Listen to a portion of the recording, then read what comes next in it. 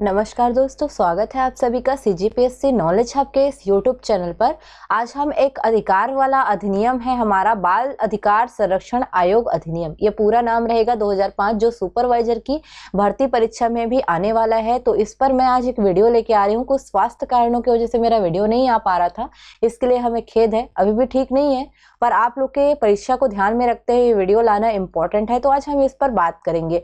बाल अधिकार संरक्षण आयोग अधिनियम 2005 ये हमें एक अधिकार देता है बालकों के संरक्षण के लिए एक आयोग की स्थापना करने का।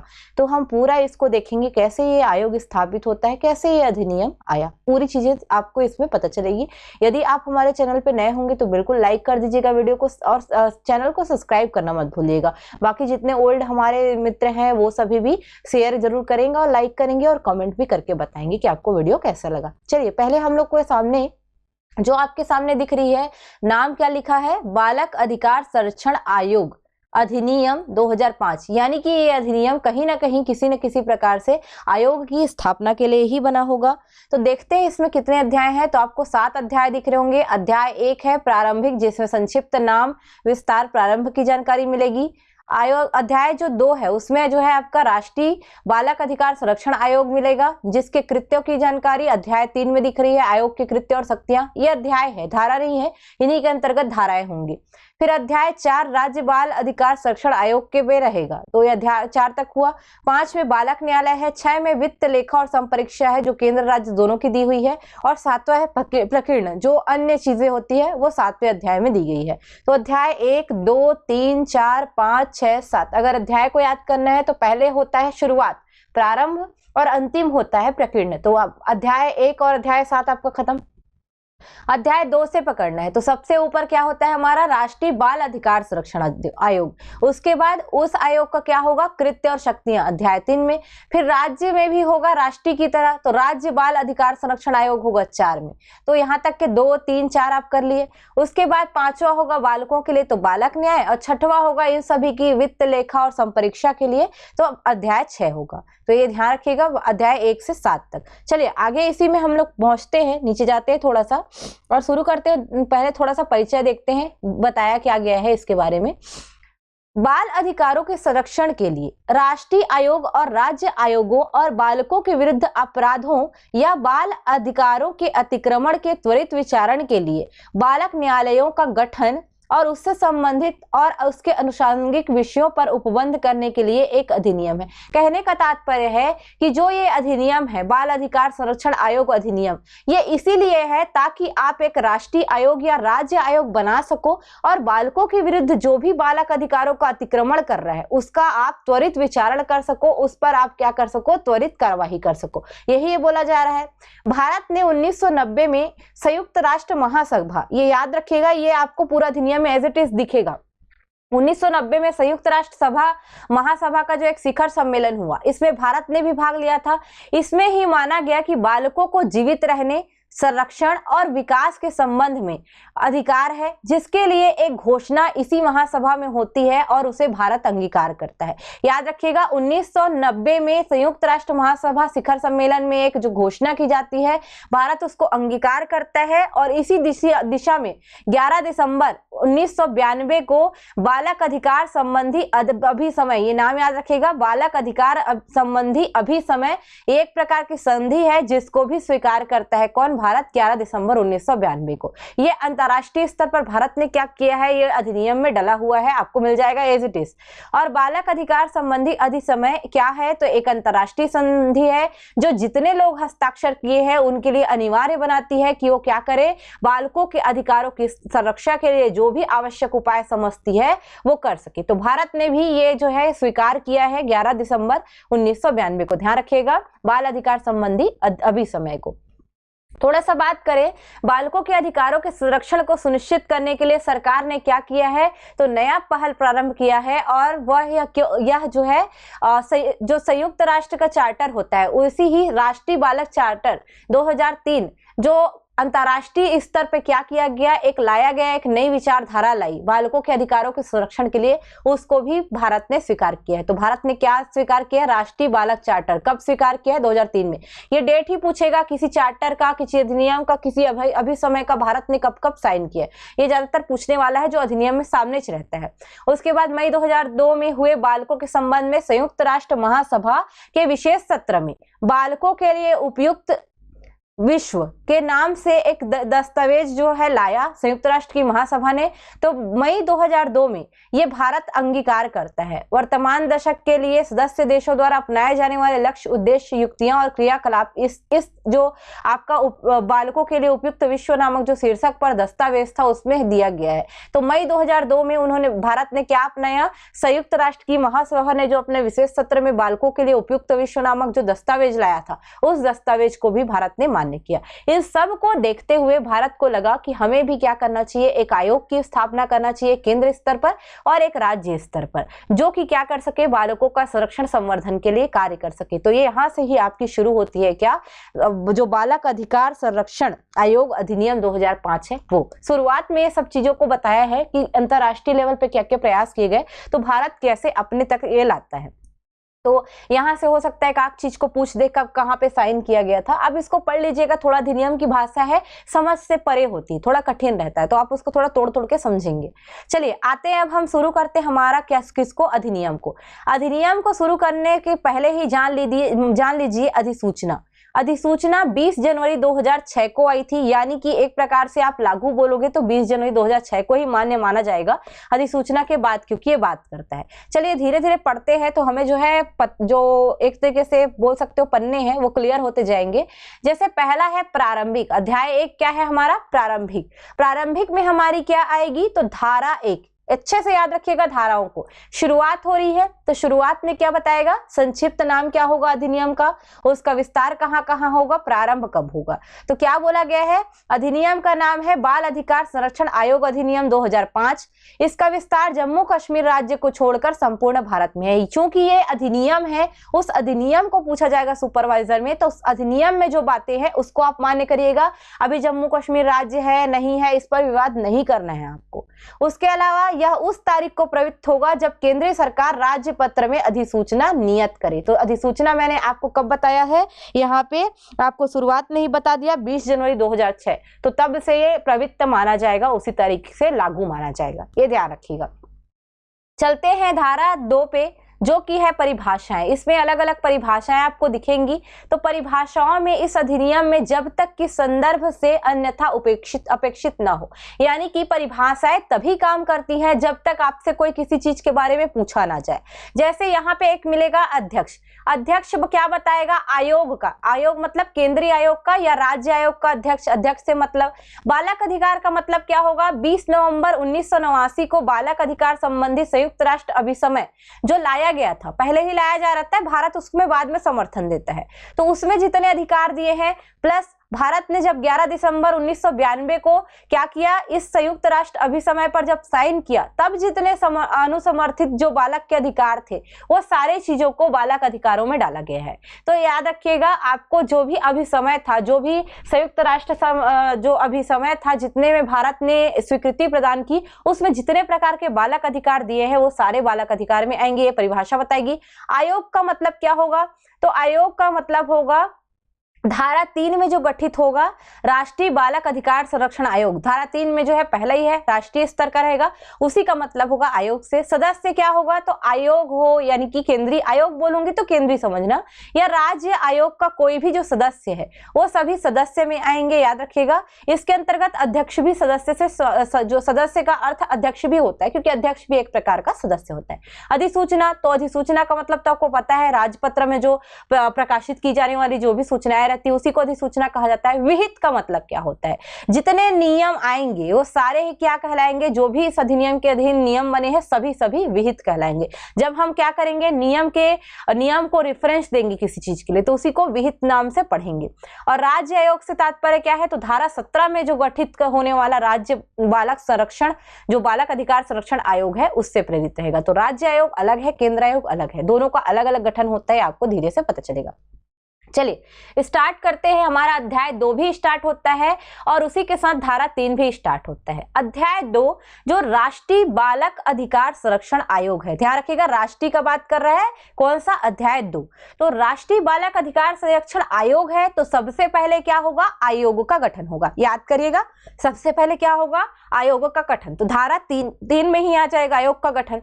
तो आयोग का गठन कौन करेगा? गठन करेगी, राष्ट्रीय है तो केंद्र सरकार करेगी। और करेगी क्या? तो जो भी अधिसूचना ये जारी कर रहा है राजपत्र में, जिस अधिनियम की जारी कर रहा है, जैसे अभी किसकी कर रहा है? ये बालक अधिकार संरक्षण आयोग अधिनियम 2005 की कर रहा है। तो इसी अधीन के धाराओं के अधीन रहते हुए, नियम के अधीन रहते हुए क्या करेगा? एक आयोग स्थापित करेगा जिसका नाम क्या होगा? राष्ट्रीय बालक अधिकार संरक्षण आयोग। याद रखिएगा आपसे क्वेश्चन डायरेक्ट पूछा जा सकता है, राष्ट्रीय बालक अधिकार संरक्षण आयोग का गठन किस अध्याय के तहत किया जाता है या किस धारा के तहत किया जाता है? तो आपको ध्यान रखनी है अध्याय 2 और धारा 3, बिल्कुल याद रखिएगा।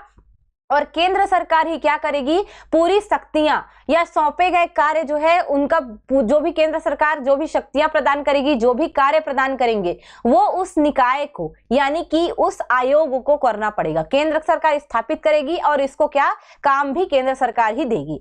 किस किस सदस्य से मिलके बनेगा आयोग? देख लीजिए, एक अध्यक्ष होगा जो कि विख्यात व्यक्ति होगा जिसने बालकों के कल्याण के लिए एवं संवर्धन के लिए उत्कृष्ट कार्य किया हो। ये नहीं अथू ऐरा गहरा नत्थु खैरा किसी को भी आप कर दिए, जानते हैं विवाद हो जाता है इससे। तो अध्यक्ष जो होगा वो काफी अच्छा होगा बालकों के कल्याण संवर्धन के लिए जिसने कार्य किया होगा। उसके अलावा केंद्र सरकार नियुक्त भी करेगा। कितने सदस्य? तो 6 सदस्य। देखिए एक अध्यक्ष मिला के 6 सदस्य दिया गया है यहाँ पे, तो ध्यान रखिएगा जिसमें से कम जो है 2 जो है स्त्रियां होंगी। और सभी के लिए यहाँ पे जो है क्षेत्र दिए हैं, तो कुछ क्षेत्र है जहां पे इनमें श्रेष्ठता चाहिए, योग्यता, सत्यनिष्ठा, प्रतिष्ठा और अनुभव, ये कुछ क्षेत्र दिए हैं, इसमें सदस्यों को होना जरूरी है। तो याद रखिएगा ये आपको मिल जाएगा पूरा कि इसमें जो है क्या क्या होने वाला है। चलिए अब हम आगे बात करेंगे बाकी चीजों को, तो उसको देख लेते हैं थोड़ा सा। इनको अगर आप देख पा रहे होंगे तो एक अध्यक्ष और 6 सदस्य है, मतलब ये संस्था कैसी होगी? केंद्रीय वाली 7 सदस्यीय होगी। ध्यान रखिएगा बाकी सचिव वचिव भी होते हैं पर 7 सदस्यीय संस्था होगी। और उसमें 2 स्त्रियों का होना जरूरी है, तो इसको भी ध्यान रखिएगा। थोड़ा सा दिक्कत है तो प्लीज थोड़ा सा कोऑपरेट करिएगा। मेरे को थोड़ा सर्दी खांसी है और तो बहुत सारी प्रॉब्लम्स है, तो थोड़ा सा मैं आराम से बना रही हूँ। बीच बीच में अगर मैं रुकती हूँ तो थोड़ा सा माइक ऑफ करके खांसने छींकने जैसा स्थिति रहता है, थोड़ा इसको माफ करिएगा। चलिए देखते हैं जो भी सदस्य होंगे उनको किस किस क्षेत्र में प्रतिष्ठा या अयोग्यता चाहिए। तो शिक्षा में हो, बाल स्वास्थ्य देखरेख कल्याण एवं बाल विकास में हो, किशोर न्याय या उपेक्षित या तिरस्कृत बालकों के लिए या निशक्त बालकों के लिए वो देखरेख की सेवा में संलग्न हो, बालक श्रम या बालकों के कष्टों से संबंधित जो आहरण है उससे संबंधित हो, बालक मनोविज्ञान या समाज शास्त्र में उनकी शिक्षा हो सकती है, बालकों के संबंधित अलग अलग कानून है उनमें उनको योग्यता प्राप्त हो। तो ये कुछ विषय दिए गए हैं। अगर इस विषय के संबंध में, इस विषय को देखते हुए किसी सदस्य की नियुक्ति केंद्र सरकार करता है तो वो मान्य होगा। पर कभी कभी कई लोग जो है, अब इसमें नहीं बोलना चाहिए कि राज्य में हुआ था कि क्या, कभी कभी कुछ चीजों को नजरअंदाज कर दिया जाता है, तो उसका भी क्या उपाय है हम देखेंगे कि आप सदस्यों की नियुक्ति करते समय किस चीज का बात ध्यान नहीं रखे तो क्या होगा, वो आगे पता चलेगा। चूंकि ये इस साल छत्तीसगढ़ में ये घटना हुई है तो आपको हो सकता है क्वेश्चन उठा दे। पर याद रखिएगा ये जो आपको 6 क्षेत्र दिखे हैं इसमें अगर वो व्यक्ति महारत हासिल किया है तभी वो सदस्य बनने लायक रहेगा। याद रखना 7 सदस्यीय है संस्था जिसमें एक अध्यक्ष और 6 सदस्य मिलेंगे, जिसमें भी 2 महिला होना आवश्यक है। आयोग का कार्यालय कहाँ पे होगा? तो आयोग का कार्यालय नई दिल्ली होगा। तो बिल्कुल याद रखिएगा आप, जो बाल अधिकार संरक्षण आयोग है वो कहाँ पे बैठेगा? वो केंद्रीय वाला तो दिल्ली में बैठेगा। इस बात को पूरी तरीके से आपको ध्यान में रखना है। उसके बाद यहाँ पे जो है धारा 4 बताई गई है कि अध्यक्ष और सदस्य जो कहाँ धारा 3 के अधीन जो है नियुक्त किए जा रहे हैं, मतलब आयोग जो बन रहा है उसमें बात किया जा रहा है, तो उनकी नियुक्ति के संदर्भ में धारा 4 में पूरा प्रावधान बताया गया है। हमने बता दिया 6 सदस्य होंगे और एक अध्यक्ष होगा, पूरा धारा 3 में बता दिया, आयोग भी धारा 3 में बता दिया। लेकिन उनकी नियुक्ति की जो प्रक्रिया है वो धारा 4 में दिखाएगा। केंद्रीय स्तर पर जो अध्यक्ष सदस्यों की नियुक्ति है धारा 4 में मिलेगा। तो केंद्र सरकार अधिसूचना द्वारा अध्यक्ष और अन्य सदस्यों की क्या करेगी? नियुक्ति करेगी, परंतु अध्यक्ष की नियुक्ति केंद्र सरकार द्वारा महिला एवं बाल विकास मंत्रालय या विभाग के जो प्राधिकारी है या प्रभारी अधिकारी है उनकी इस अध्यक्षता में गठित 3 सदस्यीय एक संरचना वाली चयन समिति होगी, जिसके सिफारिश पर ही होगी। ऐसा नहीं है कि अपने मर्जी से केंद्र सरकार किसी को भी बैठा सकती है। महिला एवं बाल विकास मंत्री या विभाग का कोई प्रभारी मंत्री होगा, उसकी अध्यक्षता में पहले 3 सदस्यीय गठन समिति बनेगी। वो गठन समिति बताएगी कि आपको किसको अध्यक्ष के तौर पे नियुक्त करना है। उसके बाद धारा 5 में इन अध्यक्ष और सदस्यों की पदावधि और सेवा शर्तों के बारे में बताया जाएगा कि कितने साल के लिए वो अध्यक्ष रहेंगे, क्या उनकी शर्तें रहेंगी। जैसे अध्यक्ष और प्रत्येक सदस्य उस रूप में उस तारीख को अपना पदभार जिस दिन ग्रहण किए हैं उसके 3 वर्ष की अवधि के लिए वे पद पर बने रहेंगे, परंतु कोई भी अध्यक्ष या सदस्य 2 पदावधियों से अधिक नहीं रह सकता। ऐसा नहीं कि उसको बार बार हम चयन करें। अगर सदस्य है तो भी 2 पदावधि में रहेगा, अध्यक्ष है तो भी रहेगा, यदि सदस्य अध्यक्ष बनता है तो भी उसको 2 पदावधियों में ही डाला जाएगा। परंतु यहाँ पे क्या लिखा है, कुछ और जो नियम कानून बताए हैं, शर्तें बताए हैं, उसको देख लीजिए। 2 पदावधियों से अधिक पद धारण तो नहीं कर सकता, पर यह भी याद रखिएगा इनकी उम्र में। जैसे अध्यक्ष है तो 65 वर्ष की आयु तक रह सकता है वो, और अगर सदस्य है तो ध्यान रखिएगा 60 वर्ष की आयु तक वो जो है बन सकता है, अपने पद पर जो है उस हैसियत से अपना पद धारण कर सकता है। अध्यक्ष के लिए 65 वर्ष और सदस्य के लिए कितना, 60 वर्ष। ध्यान रखिएगा ये धारा 5 में बताया गया है शर्तों को। अध्यक्ष या सदस्य केंद्र सरकार को संबोधित कर अपना खुद हस्ताक्षर करके क्या कर सकता है, किसी भी समय त्यागपत्र भी दे सकता है। तो 3 साल से पहले ही वो चाहे तो त्यागपत्र दे सकता है। धारा 6, इसमें हमने क्या बताया है, अध्यक्षों के और सदस्यों के वेतन भत्तों के बारे में बताया है। अध्यक्ष और सदस्य इनको जो वेतन भत्ते हैं या जो सेवा संबंधी जो भी शर्तें हैं वो किसके अनुसार रहेगी, जो भी केंद्र सरकार विहित करेगी। मतलब केंद्र सरकार ने जो भी इनके लिए डिसाइड किया है वही वेतन भत्ते इनको मिलेंगे। हाँ, ये जान लीजिएगा कि इनके वेतन भत्ते में किसी भी समय चाहे सदस्य हो या अध्यक्ष हो कोई भी कटौती नहीं की जाएगी, यानी कि अलाभकारी परिवर्तन नहीं किए जा सकते। बढ़ाया जा सकता है पर कटौती नहीं की जा सकती, ये बताता है धारा 6। तो धारा 6 अध्यक्षों और सदस्यों के वेतन भत्तों के बारे में बताता है। पद से हटाया जाना, धारा 7 में इन अध्यक्ष या सदस्य को और खास करके अध्यक्ष को हम कैसे हटा सकते हैं इसके बारे में बताया गया है। तो यदि आप इसमें देखते हैं उपधारा 2 के अनुबंधों के अधीन रहते हुए, यहाँ पे लिखा है, यहाँ पे ये नहीं बताया है कि किस धारा के अंतर्गत ये अनुबंध जो है मतलब किस धारा के अंतर्गत ये उपबंध दिया गया है, उपधारा 2 किस धारा के अंतर्गत का है। पर अगर आप इसको पूरा पढ़ेंगे तो आपको समझ में आएगा कि ये जो है धारा 3 में जो उपबंध है, धारा 3 की जो उपधारा 2 है उसमें कुछ उपबंध बताया गया है जो शिक्षा, बाल स्वास्थ्य, देख रेख, इस सब के बारे में थोड़ा सा वहां पे ये इंगित करता है। तो आप मान के चल सकते हो ये धारा 3 के अंतर्गत है। चूंकि अधिनियम में नहीं लिखा है, उपधारा 2 ही लिखा है, इसलिए मैं इसको नहीं बता रही थी, पर समझिएगा धारा 3 का ही ये उपधारा 2 हो सकता है। क्या बताता है, उपधारा 2 के अनुबंधों के अधीन रहते हुए अध्यक्ष को उसके पद से हम कैसे हटा सकते हैं, साबित कदाचार या असमर्थता के आधार पर। मतलब केंद्र सरकार आदेश करेगी कि सामने वाला पद पर बैठने लायक नहीं है, कदाचार किया, असमर्थ है, तो उसको हटाया जा सकता है। दूसरा पॉइंट है इसकी उपधारा 2 बोलती है, उपधारा 1 में किसी बात के होते हुए केंद्र सरकार आदेश द्वारा अध्यक्ष या किसी भी सदस्य को हटा सकेगी, और यदि यथा स्थिति अध्यक्ष या ऐसा जो सदस्य है वो कैसा हो, या तो दिवालिया न्याय निर्णित किया जाता है, मतलब न्यायालय उसको दिवालिया घोषित कर देता है, या अपनी पदावधि के दौरान वो क्या करता है, अपने पद पर कर्तव्यों के बाहर किसी सवेतन नियोजन में लगा रहता है। मतलब पद तो धारण किया है पर दूसरे जगह से भी पैसा ले रहा है तो भी हटा दिया जाएगा। उसके अलावा क्या बोल रहा है, कार्य करने से इंकार करता है, ये कार्य कर ही नहीं सकता तो भी हम उसको हटा देंगे। विकृत चित्त का होना, मतलब पागल हो जाना, उसका दिमागी संतुलन खो गया है तो भी हटाया जा सकता है। लेकिन ये दिवालिया हो या विकृत चित्त कौन घोषित करेगा, तो सक्षम न्यायालय। याद रखिएगा, किसी भी व्यक्ति को विकृत चित्त या दिवालिया घोषित करने का श्रेय या फिर बोल सकते हैं अधिकार सक्षम न्यायालय को ही होता है, वही घोषित करेगा, तभी हम क्या करेंगे, हटाएंगे। यदि ये लोग अपने पद का दुरुपयोग करते हैं जिससे उसका पद पर बने रहना लोकहित के लिए हानिकारक हो जाता है तो भी हम क्या करेंगे, हटा देंगे। धारा 7 में पूरा हटाया जाना ही है। तो आपसे पूछ सकता है कि किस धारा के अंतर्गत हटाया जाता है, तो धारा 7 कौन कौन से तहत हटाया जाएगा बोलेगा तो ये सभी आपको कूट में दे सकते हैं प्रश्न, यहाँ से आपको बनाना रहेगा। किसी ऐसे अपराध के लिए सिद्ध दोष ठहराया जाता है और कारावास में दंडाधिष्ट यानी कि कारावास उसको प्राप्त हुआ है जिसमें केंद्र सरकार की राय में नैतिक अधमता अंतर्वलित है, मतलब नैतिक रूप से उसका आचरण सही नहीं था, ऐसे में सिद्ध दोष ठहराया गया है तो भी उसको हटाया जा सकता है। आयोग से अनुपस्थित रहने की अनुमति लिए बिना ही वो 3 बैठकों में अगर अनुपस्थित रहता है लगातार तो भी हम उसको हटा सकते हैं, चाहे अध्यक्ष हो चाहे सदस्य हो। बिना मतलब का अगर गैप करता है, ना कारण बताता है ना कुछ, और वो भागता है तो भी हम धारा 7 के अधीन रहते हुए इसको हटा सकते हैं उपधारा 1 के नियम के अनुसार, याद रखिएगा।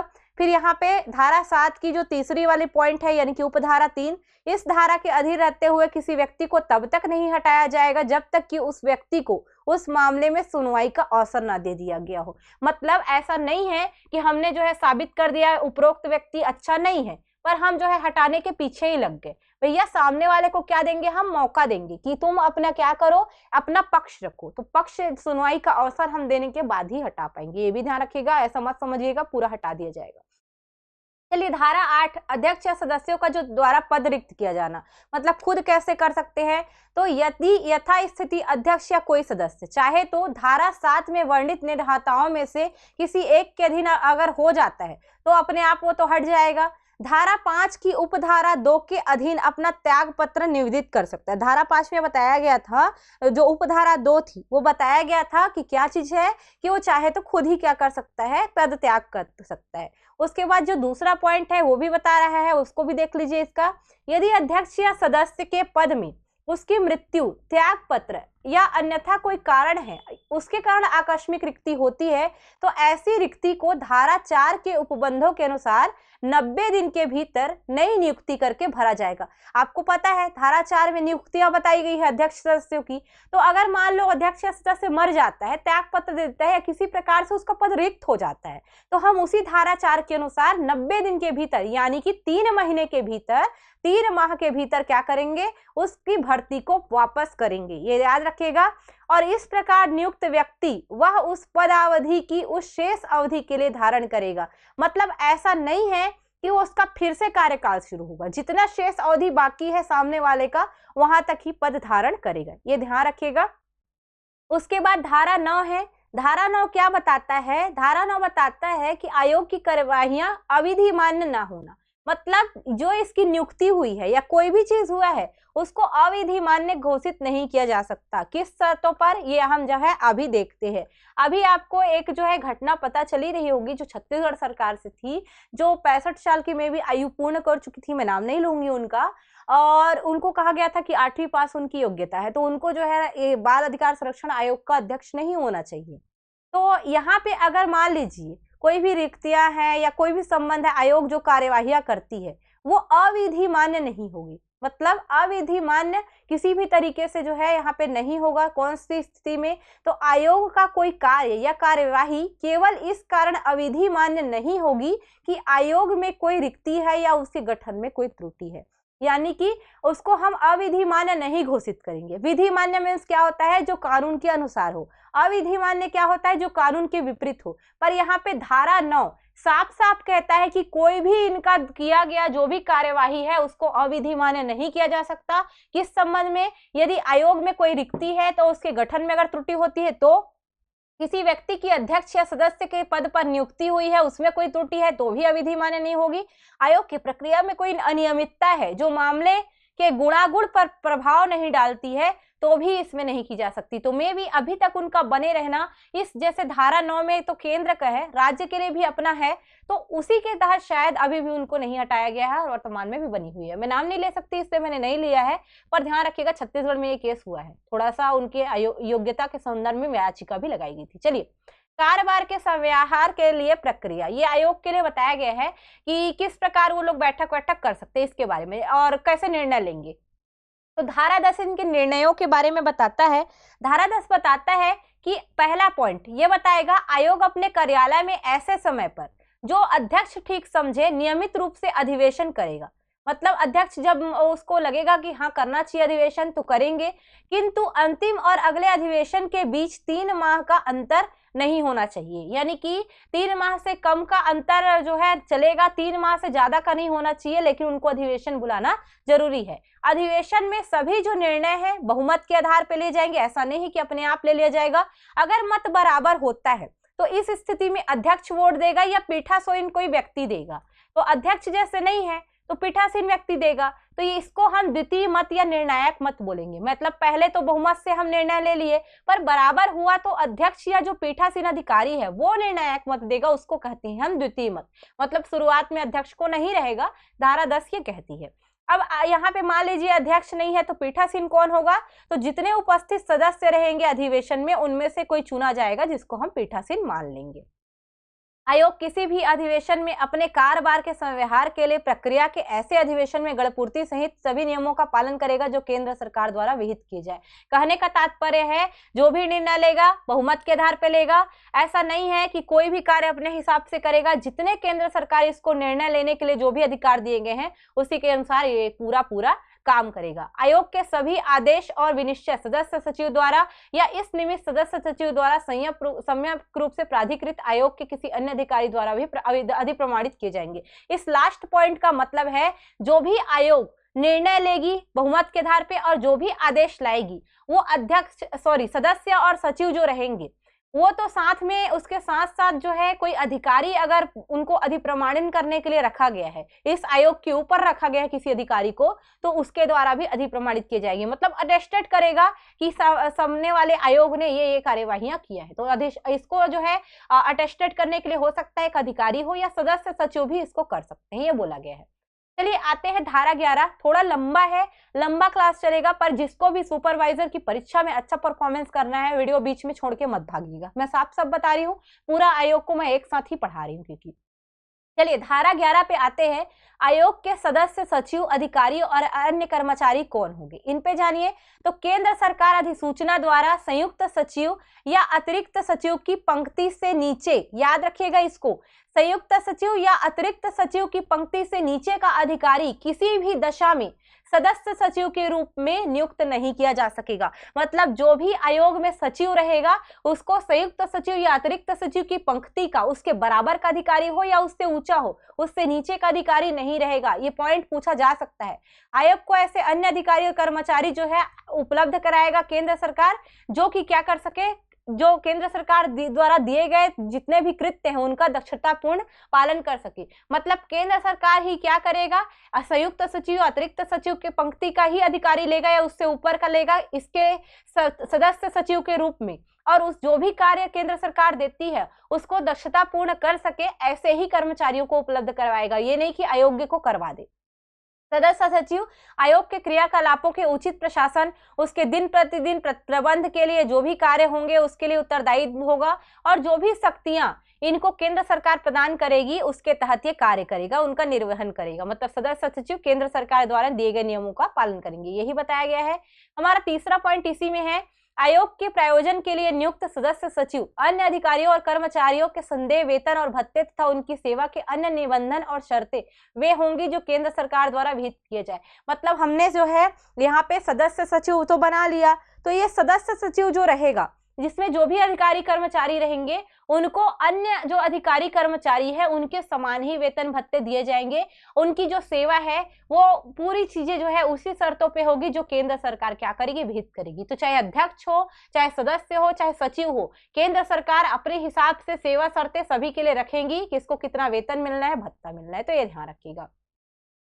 धारा 12 आता है वेतन और भत्तों, लिखा गया है ये भत्तों है, याद रखिएगा। वेतन और भत्तों का अनुदान में से संदाय किया जाना। तो वेतन भत्तों का कैसे किया जाएगा, अनुदान में से संदाय, इसको भी थोड़ा सा देख लेते हैं। तो अध्यक्ष और सदस्यों को संदेय वेतन तथा भत्तों का तथा प्रशासनिक व्यय का, जिस मतलब जो उनको आने जाने में जो खर्च होती है, जिनके अंतर्गत धारा 11 में निर्दिष्ट सदस्य सचिव अन्य अधिकारियों और कर्मचारियों के संदेय वेतन भत्ते और पेंशन भी शामिल होते हैं। धारा 27 की उपधारा 1 में निर्दिष्ट अनुदानों में से संदाय में किया जाएगा बोल रहा है। तो यहाँ पे थोड़ा सा जान लीजिए आप हल्का सा धारा 27 को। धारा 27 क्या बोलती है धारा 27 जो बोलती है वो बताती है केंद्र सरकार का अनुदान के बारे में। तो अनुदान जो है केंद्र सरकार जो देती है उसी का जो उपधारा है, धारा 27 की उपधारा, उसके एक में कुछ वर्णित है। जैसे इसमें लिखा गया है केंद्र सरकार संसद द्वारा उसके लिए कानून बनाएगी उनके वेतन भत्तों से संबंध में। तो धारा 12 के अंतर्गत जो केंद्रीय आयोग है हमारा बाल अधिकार संरक्षण आयोग, उसका जो वेतन भत्ता है वो उन्हीं केंद्र के अनुदानों में से प्रदान किया जाना है, केवल यही बोल रहा है। धारा 27 बोलता है केंद्र के क्या अनुदान, और उसी धारा 27 के जो धारा 1 है संसद द्वारा जो नियम बनाए गए हैं उसी के तहत धारा 12 में इनको वेतन दिया जाएगा, यही कहा जा रहा है। और इन वेतन में अध्यक्ष हो, सदस्य हो, और जो धारा 11 में हमारा सदस्य सचिव या अधिकारी कर्मचारी जो आ रहे थे वो सारे शामिल होंगे, जिनको केंद्रीय अनुदान में से ही क्या दिया जाएगा, वेतन भत्ते दिए जाएंगे, यही बोल रहा है। अब आते हैं अध्याय 3 में। अध्याय 3 में होगा आयोग के कृत्य और शक्तियां। अध्याय भी पूछ सकता है कहाँ पे इनके कृत्य और शक्तियां बताई गई, तो अध्याय 3 में। और धारा यहाँ पे याद रखिएगा अध्याय 13, जहाँ पे आयोग के आपको कृत्य देखने को मिलेंगे। मैंने थोड़ा फॉन्ट बड़ा लिया हुआ है, अगर आपको किसी को नहीं दिख रहा होगा कृपया अपनी क्वालिटी को थोड़ा बढ़ा लेंगे। आयोग के कृत्य में याद रखिएगा क्या क्या कृत्य का निर्वहन करेगा आयोग, तो बालक अधिकार संरक्षण के लिए तत्समय प्रवृत्त किसी अन्य विधि द्वारा या उसके अधीन उपबंधित रक्षा उपायों की परीक्षा एवं पुनरावलोकन करेगा तथा उसके प्रभावी क्रियान्वयन के लिए सिफारिश करेगा। कहने का तात्पर्य है जो भी नियम कानून बालक अधिकारों के संरक्षण के लिए बनाया गया है, जो भी रक्षा उपाय किए गए हैं, सबका पुनरावलोकन करेगा और तुरंत उसका प्रभावी क्रियान्वयन के लिए भी सिफारिश करेगा। यानी कि सिफारिश करने वाली संस्था भी है ये। केंद्रीय सरकार को वार्षिक रूप से और ऐसे अन्य अंतरालों पर जिन्हें आयोग उचित समझे उन रक्षा उपायों के कार्यकरण पर रिपोर्ट देगा। मतलब हमने बालकों के अधिकार के लिए क्या क्या कार्य किए हैं उसका पूरा रिपोर्ट किसको देगा, तो इसमें याद रखिएगा वो देगा केंद्र सरकार को। केंद्र सरकार उसको नियुक्त की है तो उसका फर्ज किसके तरफ बनता है, केंद्र सरकार की तरफ। तो ध्यान रखिएगा वो पूरा रिपोर्ट क्या करेगा, सौंपेगा। उसके बाद जो है हमारा जो नेक्स्ट वाला है बालक अधिकारों के अतिक्रमण की जांच करना। मतलब कहीं पे बालक अधिकार का अतिक्रमण तो नहीं किया गया, इसकी जांच करना हो। ऐसे सभी मामले जिसमें कार्यवाहियां प्रारंभ करना की सिफारिश करना है बालक अधिकार के अतिक्रमण के संबंध में, कोई इंसान कर रहा है उनका अतिक्रमण, तो सभी मामलों पे कार्यवाहियां आरंभ करने के लिए भी ये सिफारिश कर सकेगा। सभी पहलुओं की परीक्षा करना जो कि क्या, आतंकवाद, सांप्रदायिक हिंसा, दंगे, प्राकृतिक आपदा, घरेलू हिंसा, HIV एड्स, अवैध व्यापार, दुर्व्यापार, यौन और उत्पीड़न और शोषण वाला या अश्लील साहित्य, वेश्यावृत्ति से जितने प्रभावित बालक अधिकार है उनके उपयोग से जो चीजें रुक रही है उन पर क्या करना, उपचार करना या उपचार की सिफारिश करना। मतलब ऐसे सभी पहलू जो बाल अधिकारों के उपयोग को रोकते हो, चाहे आतंकवाद हो, सांप्रदायिक हिंसा, दंगा, प्राकृतिक आपदा या अन्य किसी प्रकार के, जैसे घरेलू हिंसा, HIV एड्स हो गया दिया है, अश्लील साहित्य है, वेश्यावृत्ति है, किसी भी तरीके से अगर बाल अधिकार प्रभावित हो रहे हैं तो उसके उपचार की सिफारिश भी यही करेगा। उन बालकों के लिए जिनको विशेष देखरेख और संरक्षण की आवश्यकता है या कष्ट से पीड़ित है, तिरस्कृत है, या जिनको असुविधा है, सुविधा नहीं मिल पा रही है, विधि का उल्लंघन करने के लिए कोई बालक जो है जिम्मेदार हो गया है, या कुटुंब रहित बालक है जिनके पास परिवार नहीं है, या जो कैदी है उनके बच्चे हैं, इन सभी के मामलों पर जांच पड़ताल करना और उनके लिए उपयुक्त उपचार कराने का जो प्रयास करना है और सिफारिश करना भी इनका कार्य रहेगा। कुल मिला के सारी चीजों पे इसको आपको मिलेगा कि बालकों का अधिकार का संरक्षण करेगा। इसको आप तुक्का भी लगा सकते हो, आपका तुक्का यहाँ पे बैठ जाएगा। बस सोचना पॉजिटिव है कि कैसे कैसे बालकों के अधिकार की ये रक्षा करेगा। बालक अधिकारों से संबंधित जितनी भी संधियां हैं या अंतरराष्ट्रीय जो लिखत है उनका अध्ययन करेंगे, जैसे प्रारंभ में बनवाया गया है, और जो विद्यमान नीतियां, कार्यक्रम और अन्य क्रियाकलाप है उनका भी पुनर्विलोकन करेंगे और बालकों के जो सर्वोत्तम हित है उनको प्रभावी करने के लिए, क्रियान्वयन करने के लिए सिफारिशें करेंगे। मतलब जितनी भी संधियां हैं, जितने भी अंतर्राष्ट्रीय दस्तावेज है जहां पे भारत मान्य किया है, और जो भी कार्यक्रम बच्चों संबंधित वर्तमान में केंद्र सरकार चला रही है उसका पुनरावलोकन करना और उनका प्रभावी क्रियान्वयन करना भी सुनिश्चित करेगा। बालक अधिकारों के क्षेत्र में अनुसंधान भी करेगा और उनको अग्रसर भी करेगा, ये भी याद रखिएगा इस पॉइंट को। समाज के विभिन्न वर्गों के बीच बालक अधिकार से संबंधित जानकारी को फैलाएगा, मीडिया के माध्यम से, प्रकाशन के माध्यम से, संगोष्ठियों के माध्यम से, जितने उपलब्ध संसाधन है उसके माध्यम से बालक अधिकारों के संरक्षण के लिए क्या करेगा, ये प्रयास करेगा। बिल्कुल इसको ध्यान रखिएगा। किसके काम है, तो केंद्रीय जो आयोग है हमारा बालक अधिकार संरक्षण आयोग के कार्य हैं, ये ध्यान रखिएगा। केंद्रीय सरकार या राज्य सरकार या किसी अन्य प्राधिकारी के नियंत्रणाधीन किसी किशोर अभिरक्षा गृह या अन्य स्थान या बालकों के लिए बनाई गई संस्था जिसके अंतर्गत किसी सामाजिक संगठन द्वारा चलाई जा रही वाली संस्था भी है, इसका भी ये निरीक्षण करेगा। मतलब जो भी बालकों के लिए करवाया गया है सबका निरीक्षण करेगा। जहां बालकों को उपचार, सुधार या संरक्षण की आवश्यकता है उनके लिए भी ये प्रयास करेगा, पूरा कार्यवाही को जो है प्रभावी करेगा। उसके अलावा इनको याद रखना है, ये पॉइंट यहाँ वाला इंपॉर्टेंट है। निम्नलिखित से संबंधित मामलों के परिवादों की जांच करना और इन मामलों पर स्व प्रेरणा से विचार करना।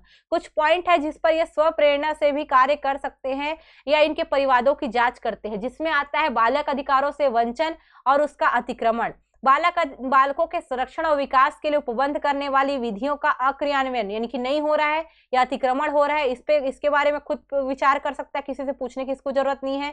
बालकों को कठिनाइयों को दूर करने के लिए, उनके कल्याण को सुनिश्चित के लिए अगर कोई कार्य करना है, कोई अनुतोष दिया जाना है तो इस उद्देश्य से भी वो क्या कर सकता है, जो पूरा कार्य है वो खुद कर सकता है अपने मन से, ये नहीं कि किसी के आदेश का वो क्या करे, आदेश का वेट करे। तो याद रखना, जहां पे अतिक्रमण हो रहा हो बालकों के अधिकारों का या जहां पे अक्रियान्वयन हो रहा हो किसका, जो उनके नियम कानून या उपबंध है, या कोई भी कठिनाइयां बालकों को हो रही है तो खुद स्व प्रेरण से या अपने खुद स्व विवेक से कार्य कर सकेगा वो। में दिया है ऐसे अन्य कार्य जो बालकों के अधिकारों के संवर्धन या किसी अन्य कृत्यों से अनुसांगिक किसी अन्य मामले के लिए जो भी आवश्यक समझ रहा है आयोग, वो कर सकता है। बालकों का संरक्षण संवर्धन के लिए हर कार्य कर सकता है, ये ध्यान रखना। उसके अलावा जो उपधारा 2 है हमारा, पहला तो था कृत्यों का निर्वहन करेगा, ये पहला उपधारा था। दूसरा उपधारा में क्या बताया गया है यहाँ पे, आयोग ऐसे किसी मामले की जांच नहीं करेगा जो किसी राज्य आयोग या तत्समय प्रवृत्त किसी विधि के अधीन सम्यक रूप से गठित किसी अन्य आयोग के समक्ष लंबित है। मतलब ऐसा नहीं है कि राज्य में जो है लंबित है तो केंद्र उसका कर ले। अगर राज्य आयोग के अधीन कोई मामला लंबित है या किसी प्रवृत्ति जो कोई विधि है उसके अधीन लंबित है तो वो उसमें निर्णय नहीं लेगा। चलिए देखते हैं जांच संबंधी क्या शक्तियां आयोग को मिली हुई है। तो आयोग को धारा 13 की जो उपधारा 1 के खंड इया है, वो जो मैंने बताया था जहां पे स्वप्रेरणा से कार्य कर सकते हैं, में निर्दिष्ट किसी विषय की जांच करते समय और विशिष्टया निम्नलिखित विषयों के संबंध में वो सारी सब सीधा पढ़िएगा। इसका मतलब है जो धारा 13 है उसकी उपधारा 1 में जो खंड इया है ना, उस पर अगर किसी मामले पे जांच करेगा तो उसको सिविल प्रक्रिया संहिता 1908 उसकी भी धारा 5 है, उसके अधीन अगर किसी बात पर विचारण करने के लिए सिविल न्यायालय को अधिकार प्राप्त है, सेम वैसा ही अधिकार इसको प्राप्त होगा। धारा 13 की उपधारा 1 का जो इया वाला है पॉइंट, जहां पे मैंने बताया था अपने स्वविवेक से कार्य कर सकता है, तो इसको सिविल न्यायालय की भांति शक्तियां भी प्राप्त होगी। उसके अलावा किसी व्यक्ति को समन करना हो, हाजिर करना हो या शपथ पर उसकी परीक्षा करना हो, किसी दस्तावेज का प्रकटीकरण या पेश किया जाना हो, यह सब पे कार्य कर सकता है वो।